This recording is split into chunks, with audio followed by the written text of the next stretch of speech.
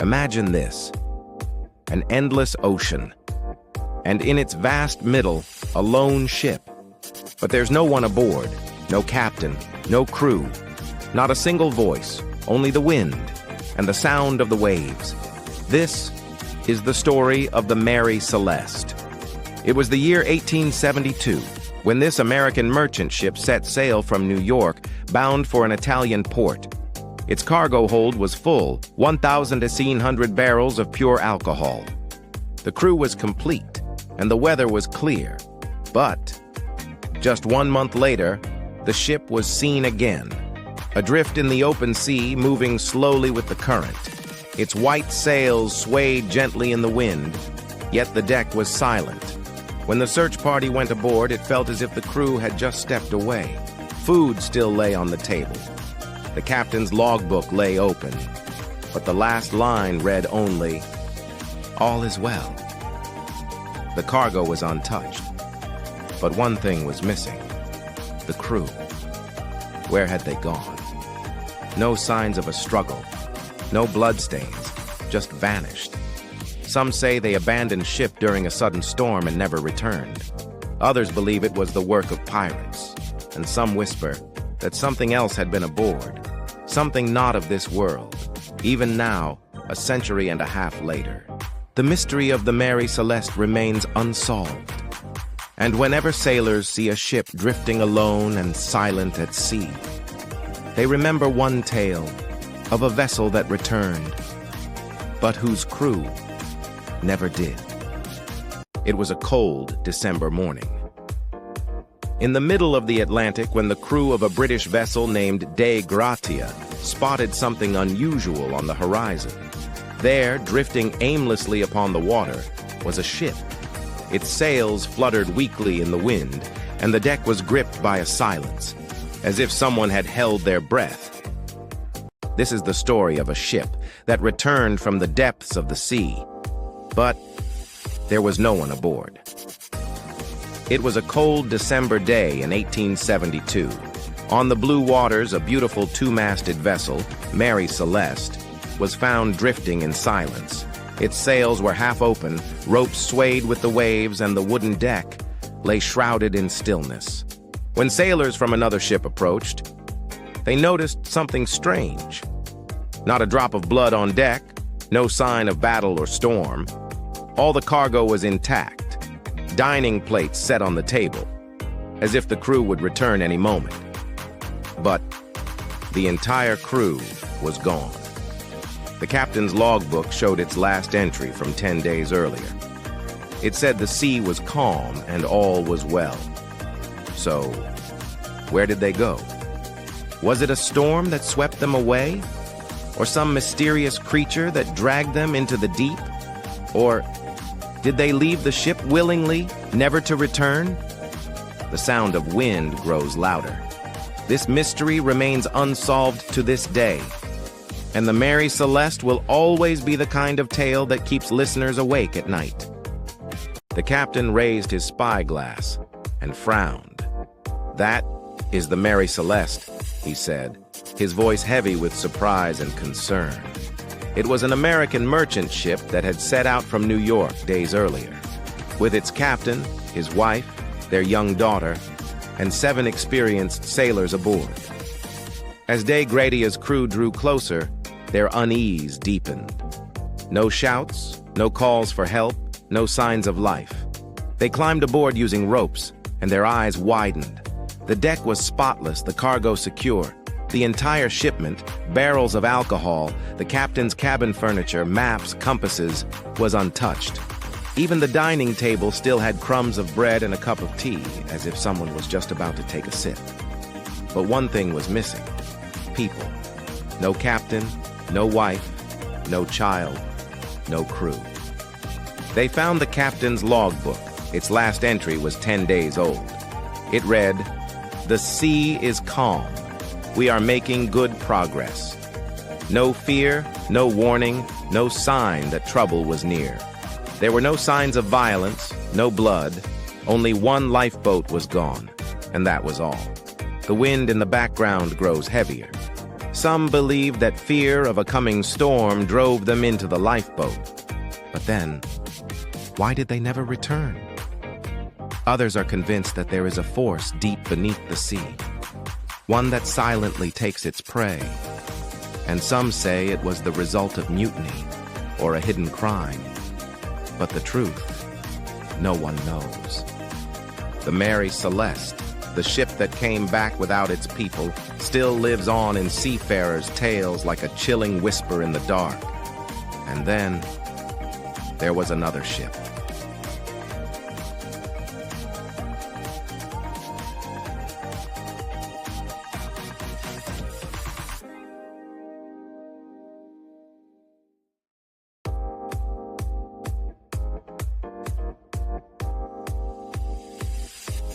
The captain wrote in his log, "The wind is fair, the sea is calm. Perhaps this will be our safest journey yet."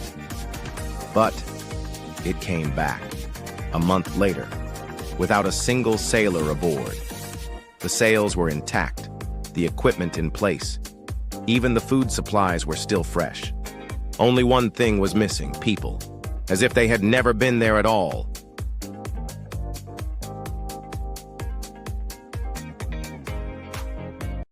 The strangest detail was the captain's final logbook page contained just 3 words.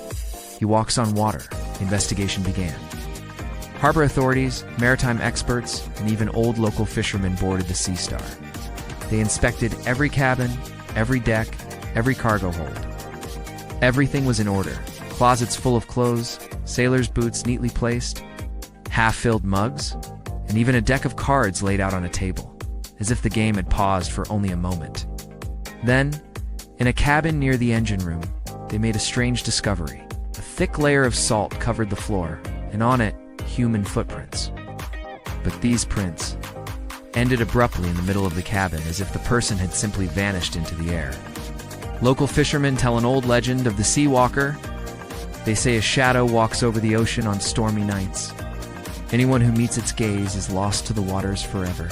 The captain's final words. He walks on water, perhaps. Someone really had seen him.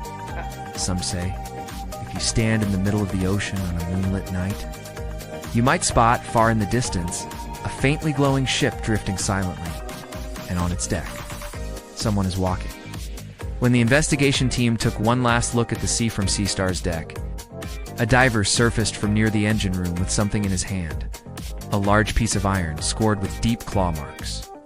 That night, one member of the team confessed that when he had been alone on the ship, he had heard the sound of someone breathing.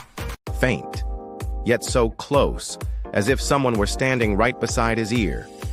When he turned, there was nothing. Later, in the local maritime archives, an old file was discovered.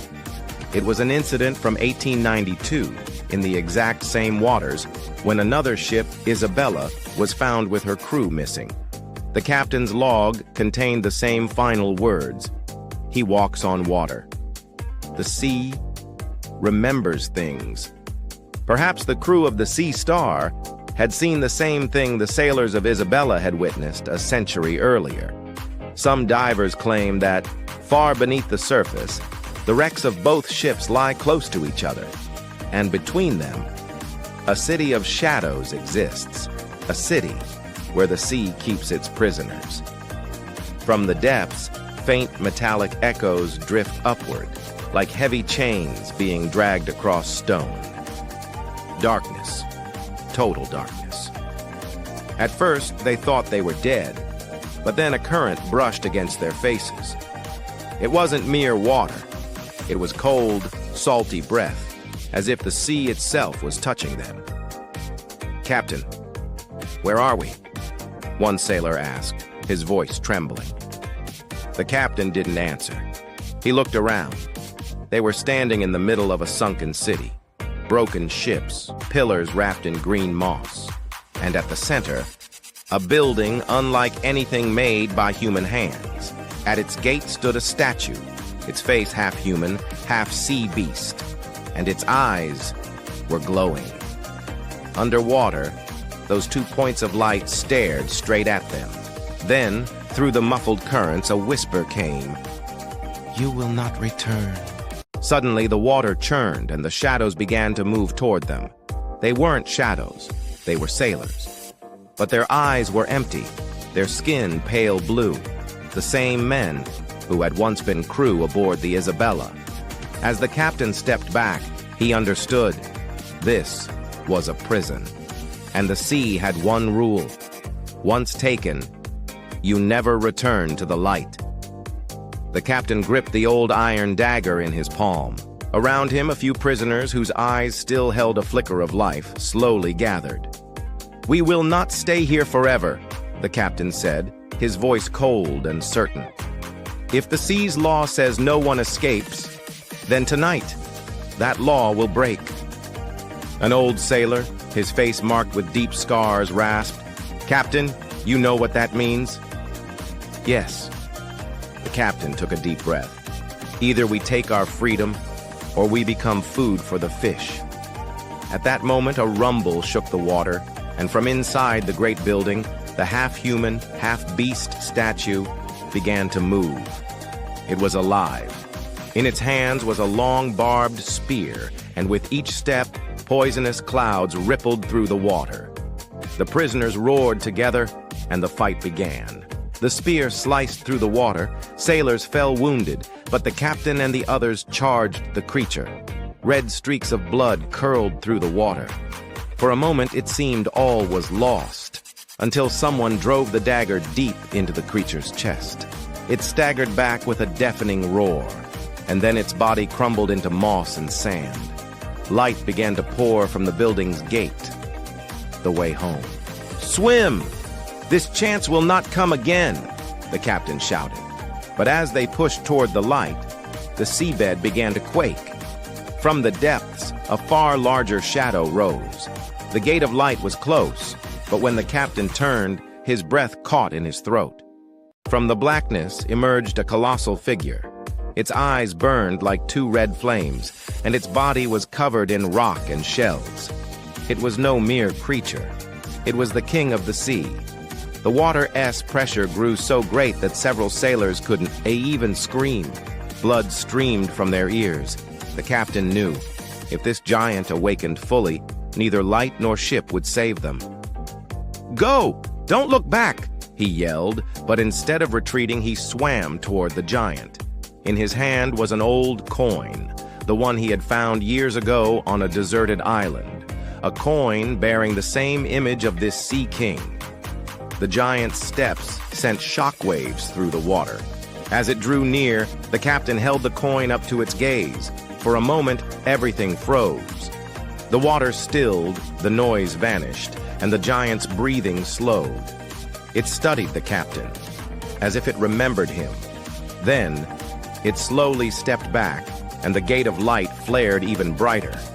The sailors rushed into it, and in an instant, they stood on the deck of their ship. It was completely empty, but dry, as if no voyage had ever happened. The sea was calm, but deep in the distance, that same heartbeat echoed, as though the Sea King was merely waiting for their return. Months later, the people on shore witnessed something strange.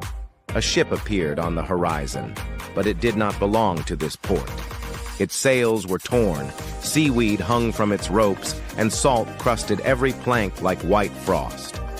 There was no captain, no crew, not a single living soul. And yet, the ship was slowly docking, as if an invisible crew was steering her in. The townsfolk stared in disbelief. An old fisherman, who had known the captain's vanished ship, whispered with trembling hands, This is the Dreadmare. But how can that be?" That night, gentle waves began to stir in the harbor. Some fishermen, driven by curiosity, climbed aboard the ship. The moment they reached the deck, their legs gave way. Everywhere in the droplets of water, faces appeared. Faces of sailors screaming, begging for help. These were the trapped souls imprisoned in the water itself. In the middle of the deck stood a wooden chest, crusted with salt and shells. When they opened it, inside lay the same old coin, marked with the seal of the Sea King. But now there was something else on it, a fresh stain of blood as if it had been placed there moments ago. Suddenly, a gust of wind swept through. Every door on the ship slammed shut at once, and from the shore, people saw the shadows of sailors moving across the deck. But those shadows were not attached to any bodies. Then, the same low thud the captain had once heard echoed again. Thump, thump, thump. The Sea King was returning to claim what he was owed. It was far from over. The next storm would descend upon the harbor with this very ship. The sea was not calm. Every drop of water trembled with an unnatural energy. Near the harbor, the Dreadmare swayed gently, but its sails twitched and strained even though there was no wind. A lightning bolt tore across the sky, and the ground of the entire coast trembled. People shut their doors tight, clutching crosses or old protective charms. The elder fisherman bowed his head and whispered, "He's coming, the Sea King, to take his due." From beneath the waves came a deep drum-like beat, thump, thump, thump. With each strike, the waves rose higher and higher, spilling over the wooden walkways of the harbor.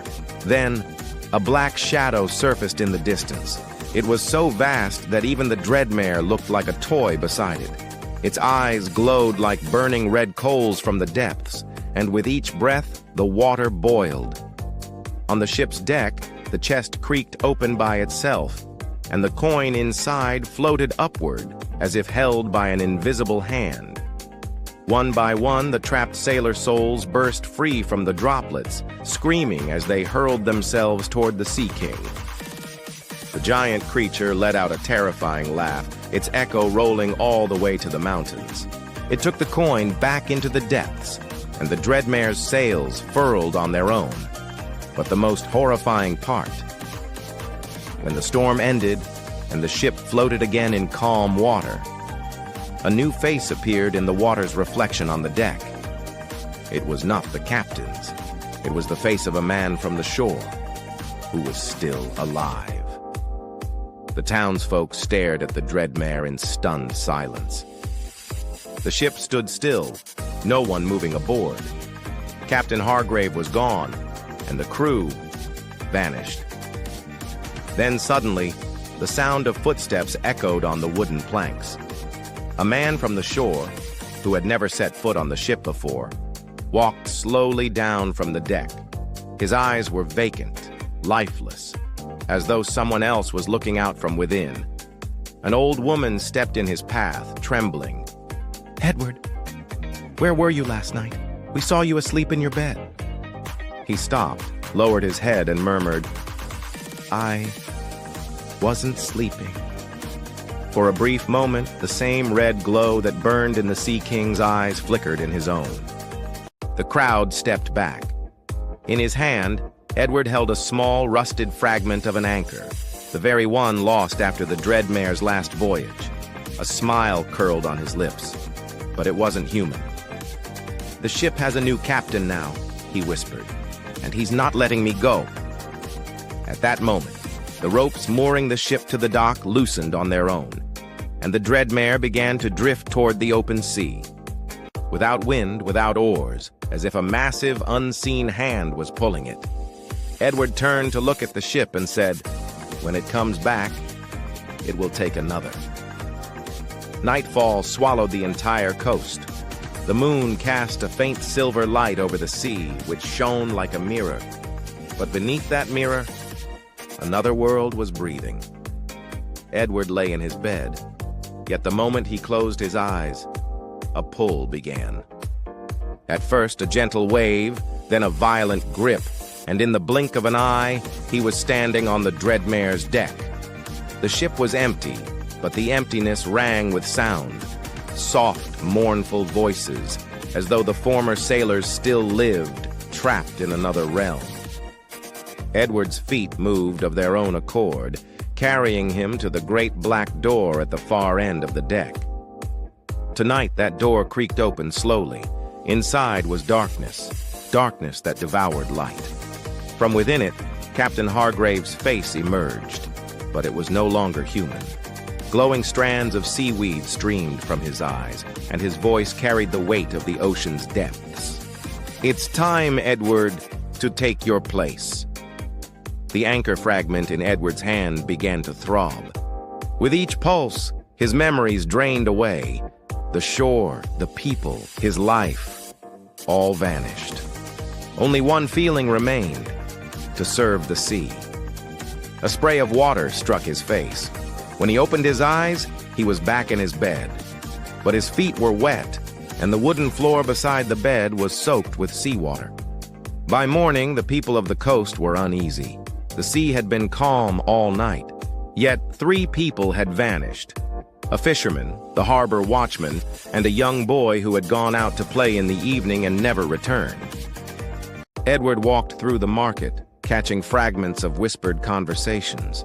Everyone was afraid, yet no one dared to speak openly. An old woman came close and whispered, "The ship has returned, and now the people of the shore are leaving." Edward's heartbeat quickened. That night, he stayed awake on purpose, staring at the sea from his window. In the moonlight, the silhouette of the Dreadmare swayed upon the waves. But this time it was far closer to the shore, so close that the stench of its rotting wood hung in the air. The water stirred. First, a faint shadow emerged, then another, and then a third. They were the very same people who had gone missing the day before. But their faces were blank, their eyes glowed red, and their footsteps made no sound. Silently, they walked across the sand toward the ship, wading into the water without hesitation. Edward's chest tightened. He knew that if he did nothing, his turn might be next. And then, Captain Hargrave's heavy voice rumbled through the air. "Once the ship chooses you, Edward, you are never of the shore again." Edward's eyelids grew heavy, as though invisible hands were pulling them down. He slapped his own face to stay awake, but the drowsiness rolled over him like a black wave.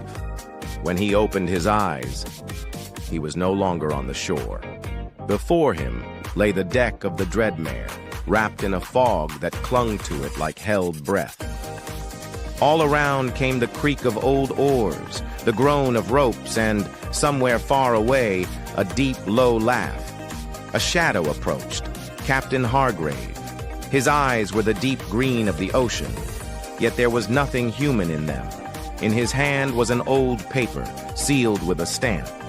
"This is the contract," the captain said, his voice heavy. "Every 50 years, the ship requires 7 living souls. In return, the people of the shore will have the sea's bounty, and the storms will pass them by. But if anyone tries to break this pact, the ship comes to collect its price itself." Edward looked at the paper, its surface crusted with layers of salt, as though it had been underwater for centuries.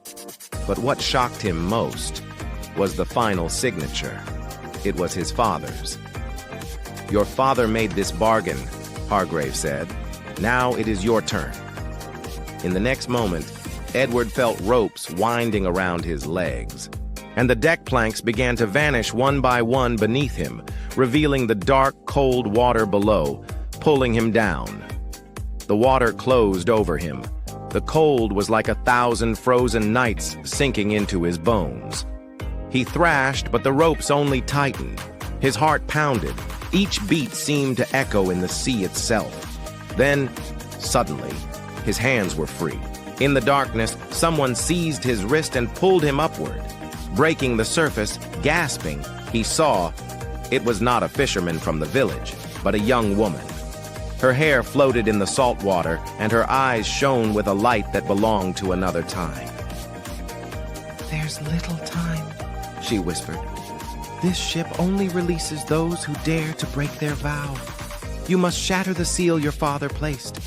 But remember, if the seal breaks, the Dreadmare will not just come for this village. It will drown every shore where it has ever anchored." Edward's mind reeled. His father's secrets, the village's tales, Hargrave's green eyes. He had a choice to make.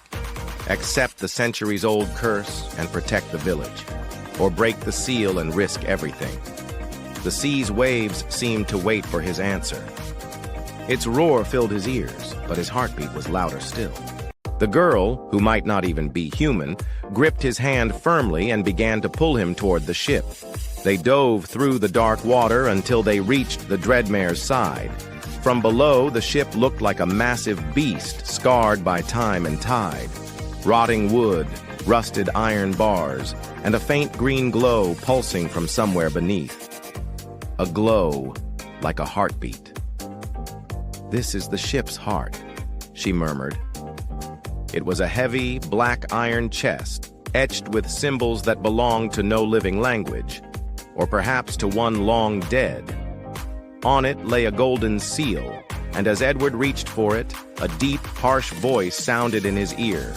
"Step back, or you will join them." Edward looked up. Captain Hargrave's shadow drifted between him and the chest. His green eyes now burned like molten emeralds, and his smile was the kind worn only by those who have embraced death by choice. "It was not your father who placed this seal. It was I," the captain said. "And to break it would endanger not only you, but the entire world." The water fell silent. Only Edward's thoughts screamed.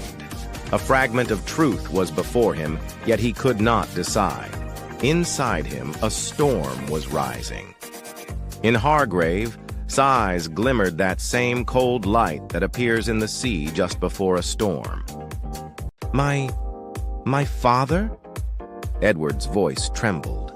Even underwater, he could feel the weight of fear. "He was part of all this?" Hargrave nodded with a faint smile. "He wasn't just part of it, boy. He was the ship's first master. He was the one who pulled this chest from the ocean's floor, and he made me swear that if it ever came close to opening, I would stake even my life to keep it sealed." Edward's mind reeled. He remembered when he was a child. His father often showed him a strange locket inlaid with a small golden fragment, the very same golden seal, now fixed to the chest before him. "But why?" Edward asked quietly. Hargrave's smile faded. "Because what's inside is not of men. It is the spirit of the sea, an ancient prisoner, and if it is freed, the ocean will take its revenge. It would mean the erasure of coastlines, the drowning of harbors, and a world map forever changed." At that moment, the girl who had brought Edward here stepped forward. Her eyes shone, but her face carried a strange fury. "You're lying, Hargrave. This prison isn't to protect the world from the sea's spirit. It's to keep it trapped. And as long as the seal holds, the sea is dying." Before Edward now stood two truths, one spoken by his father's old friend, and the other claimed by a mysterious girl. The choice was his. Edward's hands moved of their own accord toward the chest. The golden engravings on the seal pulsed faintly, as if alive. In the ocean's depths, the water around them suddenly turned cold, so cold that Edward's breaths misted in the dark. "Edward, don't!" Hargrave's voice thundered, but for a moment weakness passed through his arms. Some unseen current shoved him back. The girl stepped closer, lightning-like resolve flashing in her eyes. "Open it, or spend the rest of your life trapped in questions." Edward drew a deep breath and gripped the seal with both hands, pulling hard. For an instant, all was silent. Then a heartbeat echoed through the deep, as though from beneath the earth itself. The seal split apart. A fierce light burst from the chest, spreading through the water like 1,000 beams of moonlight. But along with the light rose a thick, black mist. Suddenly, Edward felt the ocean breathing, long, heavy, furious breaths. From far below came a low, dangerous voice. "At last!" Hargrave shut his eyes in dread. "Foolish boy, you've doomed us all." Edward turned, but Hargrave was gone. In his place drifted a shadow in the water, its hands shaped like a man's, but its eyes burned like twin blue flames. In that instant, Edward understood why the seal had been kept closed. Between light and dark mist, the ancient shadow drifted closer. The pressure in the water grew, yet Edward realized he could breathe, as if the sea itself was filling his lungs. The shadow halted, and its voice, like the roar of 1,000 waves, rang out. "Edward Harper, you broke my lock. Now you are in my debt." Edward's eyes were a storm of confusion and fear. "Who are you?" The shadow smiled, or so Edward thought. "I am the one born in the ocean's first depth, the one men called the Leviathan, and whom they bound so I could never walk their world." Edward glanced back. The girl was gone. Far away, a faint red light flickered in the water, as though signaling that the way back was lost. "And what do you want from me?" Edward's voice was hard. The shadow drifted closer, its blue flames reflecting on Edward's face. "I want you to be my herald. Carry my message between land and sea, and reclaim what humans once stole from me." Edward felt his heartbeat sinking with the glow and the mist. A strange calm, strange fear, pulling him toward another world entirely. "And if I refuse?" The shadow was silent for a moment, then the mist wrapped itself around him. "Then you will become part of this sea forever." Edward's fingers, almost without thought, reached inside the chest. Inside was a small, shining, coin-like fragment, marked with a language and symbols he had never seen before. This was the object that had set the whole bargain in motion. The moment Edward touched it, a searing light flooded his eyes. Water, mist, shadow, all vanished in an instant. It felt as if the ground was slipping from beneath his feet, carrying him on some invisible current. Then suddenly, his boots struck solid stone. When his eyes opened, he was no longer beneath the ocean, but standing in a cold, dry, stone-paved alley. The sky was black, yet the moon shone a blood-red hue, and the air reeked of salt and smoke. Far ahead, a harbor stretched out. Ancient wooden ships, flickering torches, and people dressed like sailors from the 17th century. But their faces bore an uneasy tension, as though they awaited a great storm, or a war. Edward looked down. The same coin was still in his palm, but it was no longer dull. It now burned with crimson flames. Then he noticed something else. His clothes had changed. He was wearing a long coat, leather boots, and on his shoulder rested a weapon, something like a musket. From behind came a heavy voice. "Captain Harper, enemy ships are entering the bay."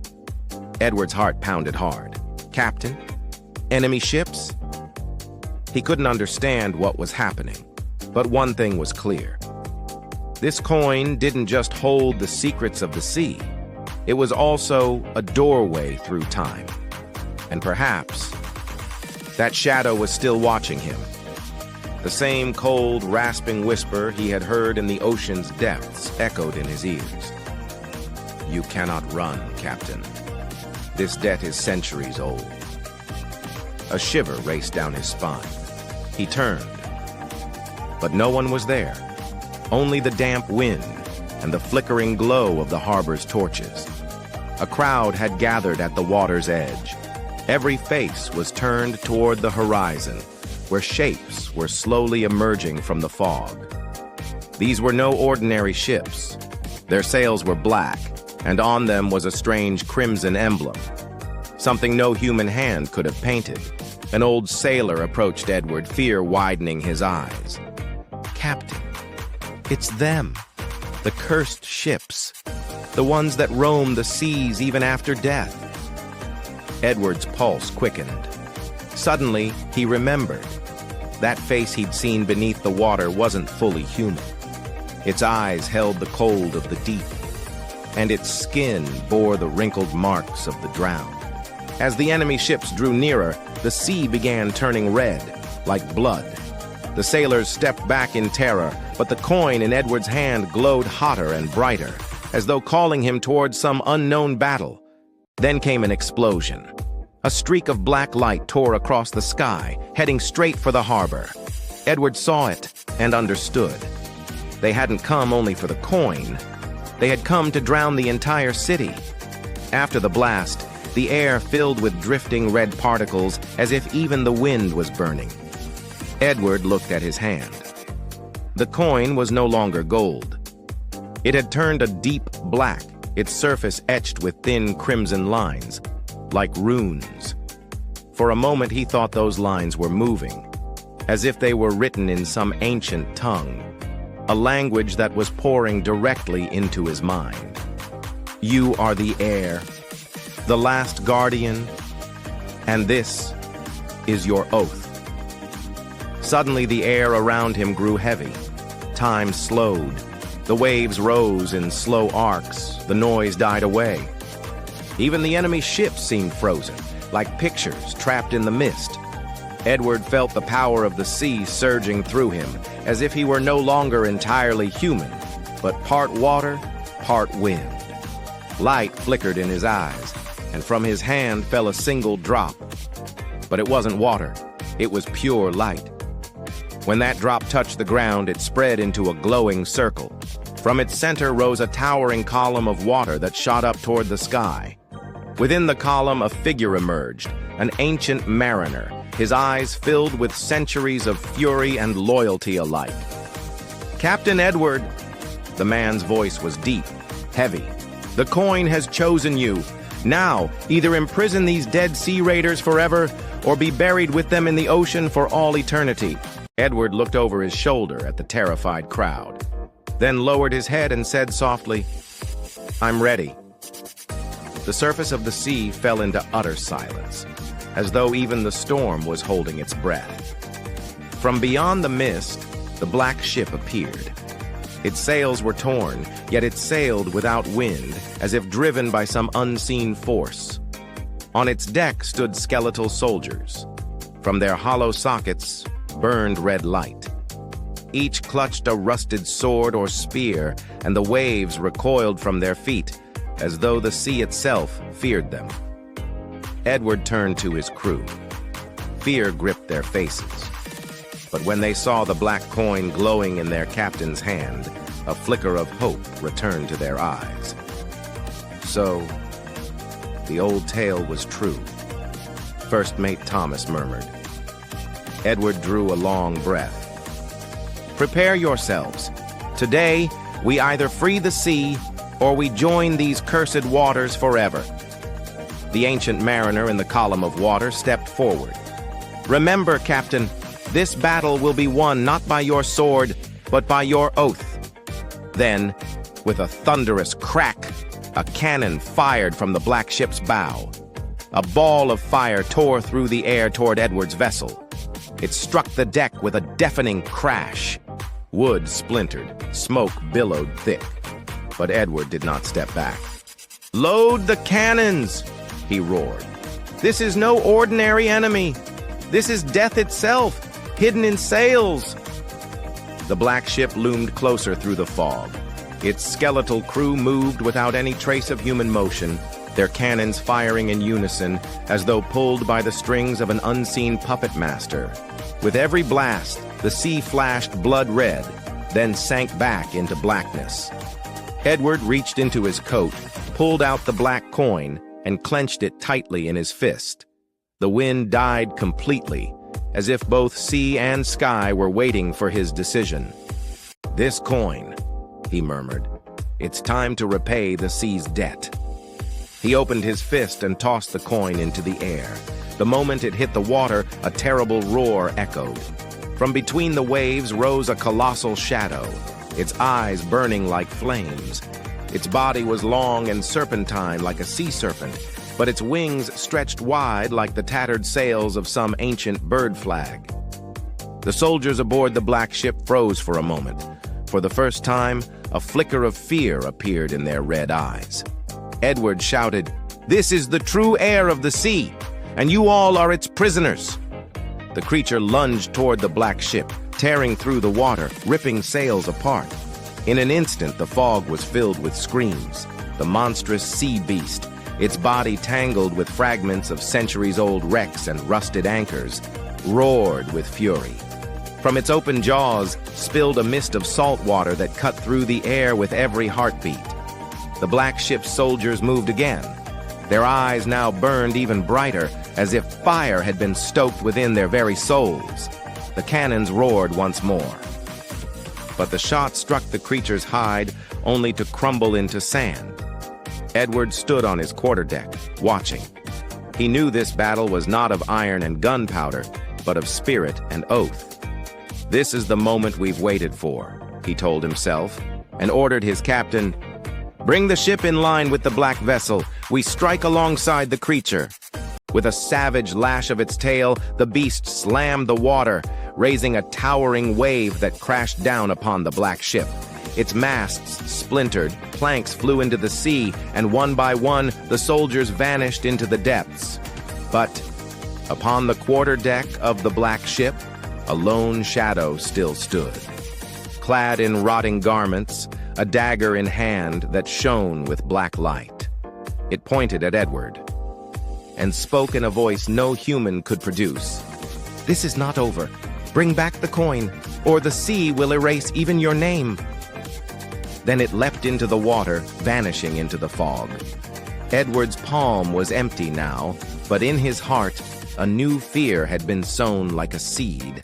The sea had grown calm again, but it was the calm of the eye of a storm, a silence that foretold the next disaster. Edward stood alone upon the deck, gazing into the void. The air still carried the scent of salt and gunpowder. The creature that had saved him had returned to the depths, but its presence still pressed upon the waves.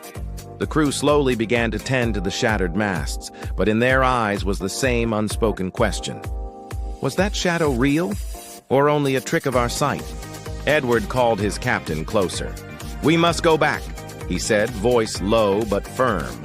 The captain frowned. "Back? Captain, we've won. The coin is ours." Edward met his eyes and replied quietly, "We haven't won. We've only bought time. The coin belongs to the sea, and the sea always takes back what's its own." He turned toward his quarters. Once inside, he shut the door and opened a small wooden chest. Inside lay the ancient coin, heavy, corroded, yet the carvings on its surface looked as if they had been etched just moments ago. The coin felt alive. A faint light ran across its tarnished surface, and when he pressed it to his ear, he heard a distant whisper, as if someone far beneath the water was calling to him. "Come back. Come back." Edward closed his fist tightly around it. He knew this journey would lead straight to the mouth of hell.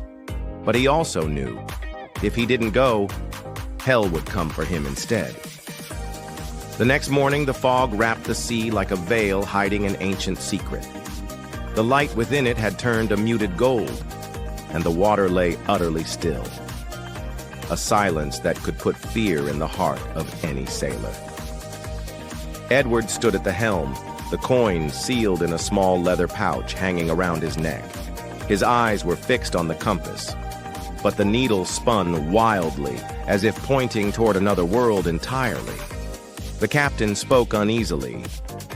"Sir, this course isn't on any chart. It's taking us straight into the forbidden northern waters. No one ever returns from there." Edward gave a faint smile.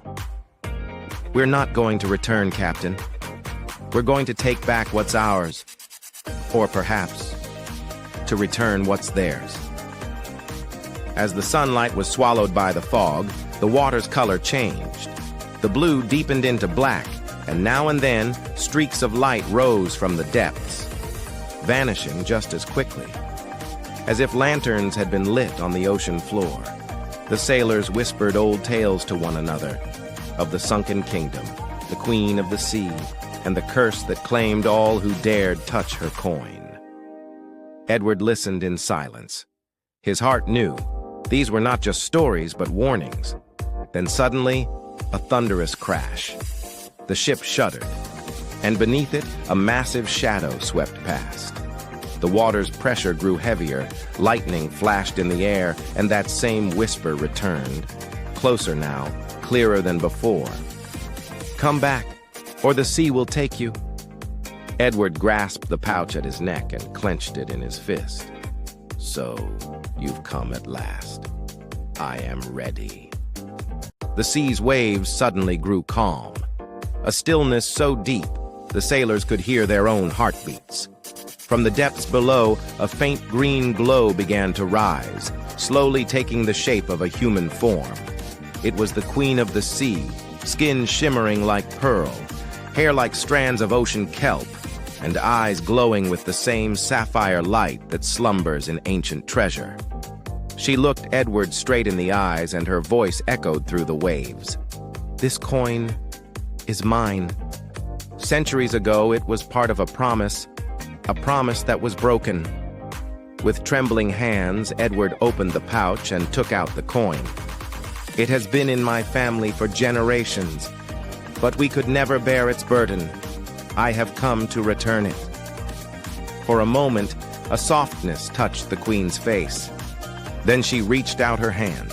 The instant the coin touched her palm, a brilliant light burst from beneath the waters, and the sea turned a deep, vibrant blue, the blue of life itself. The Queen spoke one last time. Your debt is paid, sailor. Go back and tell your people that the sea never forgets and never forgives. In the blink of an eye, the light dissolved into the water. The waves began to rise once more, and the ship slowly drifted out of the mist. When the sailors saw the shore, no one spoke a word. Edward looked back at the sea one last time and thought, some treasures are not meant to be kept. Returning them is the truest victory.